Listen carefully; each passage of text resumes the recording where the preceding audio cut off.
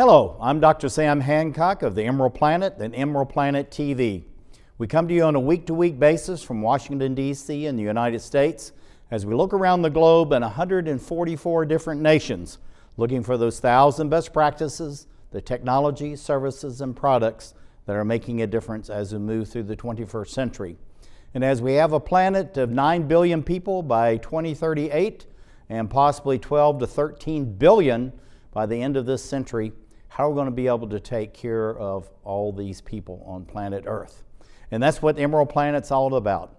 We come to you looking at the solutions, the best practices from around the globe as we create the Emerald Planet. Hello, welcome to the Emerald Planet. We're making a difference as we move through the 21st century.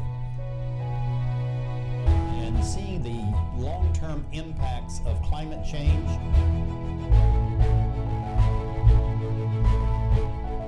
We're glad to have you. Thank you for being with us.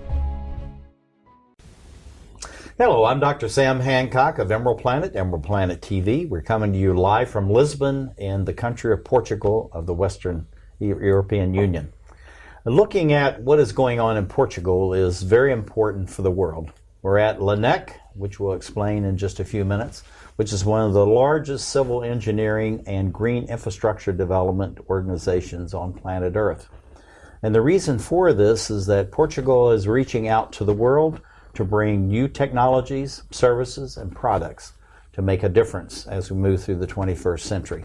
And I have a gentleman sitting right beside me as a former president of this august organization, and also now is the head of LNEC Structures Department. This is Dr. Manuel Catarino, and thank you for being with us on Emerald Planet. Thank you also. Now, we're going to talk a little bit about the history of LNEC, what it is, and why it's so important. So what does LNEC stand for, and why in the country of Portugal? Okay, LNEC stands for helping the society, for guaranteeing the safety, quality, and a good way of dealing with important infrastructures. So LNEC is organized by the most important types of infrastructures, classically dams. The Department of Structures deals mainly with bridges and important buildings, and we also have other departments for infrastructures, for transport infrastructures, for hydraulics, as you have seen, and other types. That means that the main issue for LNEC since the beginning was to help the society for dealing with the management of all these types of infrastructures since the very beginning, in the design phase, during the life of the infrastructure. That means guaranteeing the good behavior, the good surveying of such infrastructures, until the end when we need to replace such an infrastructure by a new one. Now, looking at this is something that you've started on dams. You've done many of these as far as Portugal is concerned, but also many of the nations that are Portuguese-speaking on the African continent, the subcontinent, and Asia. And so looking at the nature of dams as a green infrastructure, why is such an energy source so important on planet Earth as we move through the 21st century? Dams is a good solution in order to provide energy which is renewable. So we deal with dams in different aspects. That means one way in that kind of solution for producing energy, and also for other impacts of these infrastructures, for other uses of this kind of solution, for agriculture or for using the water for all the good uses of this important resource. And for us it is very important to guarantee the safety of this infrastructure, and that's why maybe in Portugal you don't find any important issues about unsafety of dams, as you may see in other countries.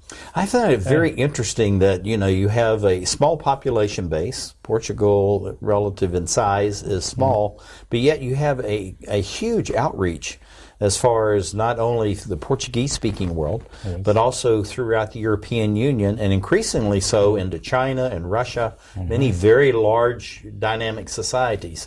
What is so unique and special about Portugal that allows it to reach way beyond its borders to have and share its expertise and the research and development that you're creating through an institution such as LNEC? Okay. So, as you said, we have a direct collaboration with Portuguese-speaking countries in Africa, because since the very beginning and before the independence of those countries, so we settled also laboratories in those countries.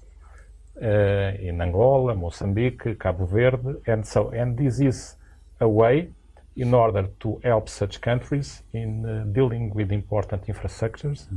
And we try, when we have new projects in those countries, we always try to involve these laboratories in order to work together with them. We also have a laboratory, and we still have a participation in the civil engineering laboratory in Macau. Which is now in China. Which is not in China, but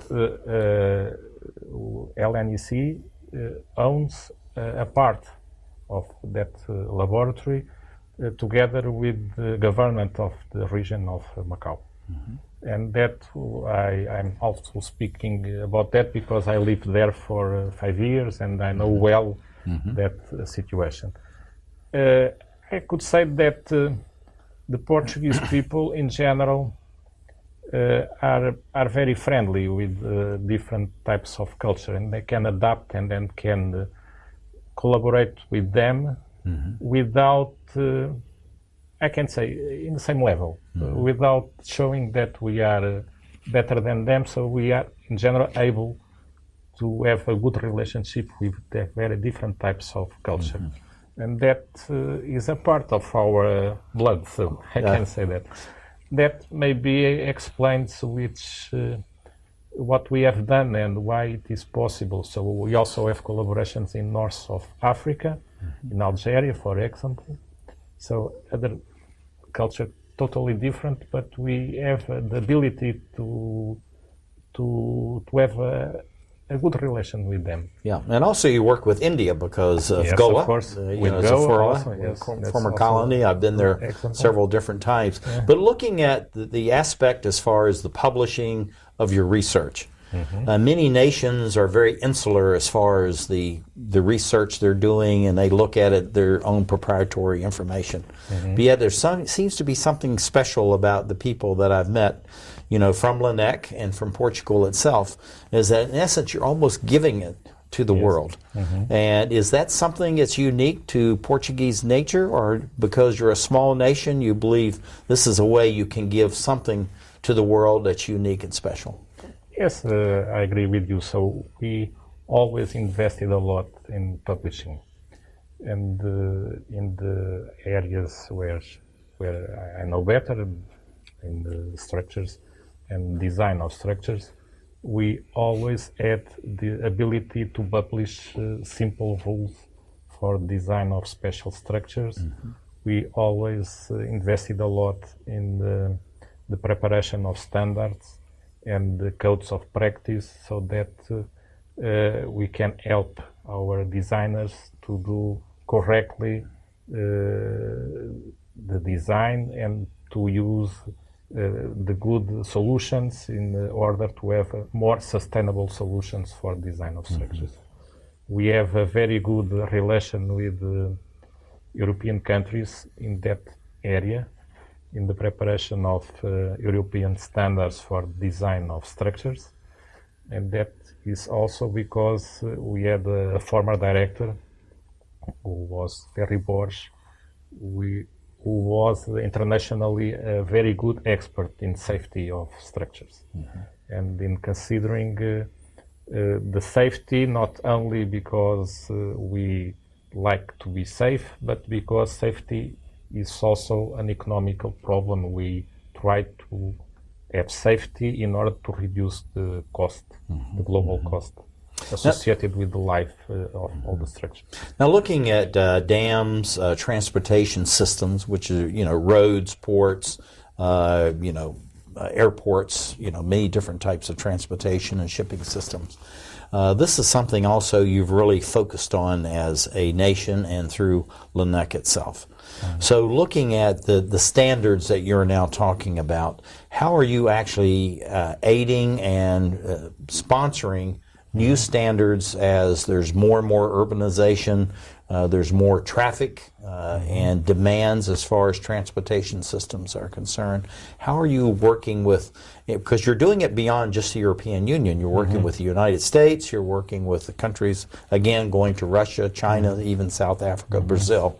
So how are you helping these nations to come to the standards that you're practicing in Portugal? Yes, but in Portugal, as we entered the European Union, and even before that, we work in the frame of the European standards. That means, but European standards, mainly in this area of the design of structures, are not so different from other standards, maybe in the States or in Asia. So there is a quite uniform way of dealing with this matter. So engineering is engineering principles, regardless of what country. It's more global. So right. Of course, each country can adapt a little bit to have national rules. So in what concerns safety, so it is accepted that each country can have different safety coefficients. For example, that is a political decision, not only technical. But the frame is the same. And I can say that the frame is very similar in all over the world.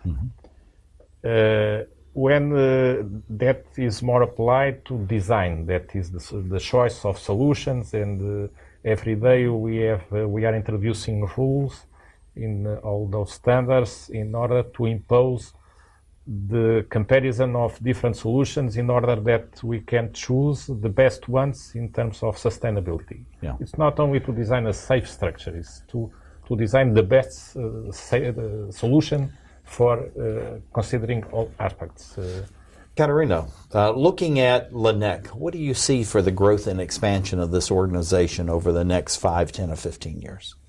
Okay, we have an important issue with the safety for all the south region of Europe concerning the safety against earthquakes. So we have a lot of old structures and we must deal with them because we are afraid of having another earthquake. Yeah, I tell you, this whole thing of earthquakes and the impact is all over the globe.